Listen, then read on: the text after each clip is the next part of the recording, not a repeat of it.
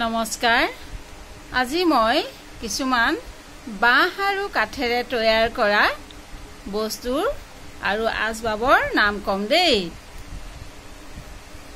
এয়া হৈছে বাঁহেৰে তৈয়াৰ কৰা ডলা, খৰাহী, বিচনী, পাচি, খালৈ, জাকৈ, চেপা, পল।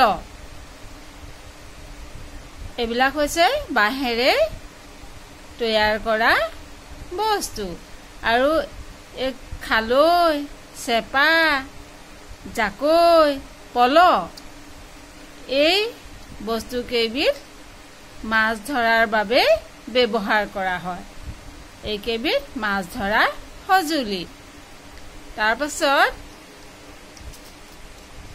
এয়া হ'ল কাঠেৰে তৈয়াৰ কৰা আচবাব, যিবিলাক আমি সদায় ব্যৱহাৰ কৰোঁ।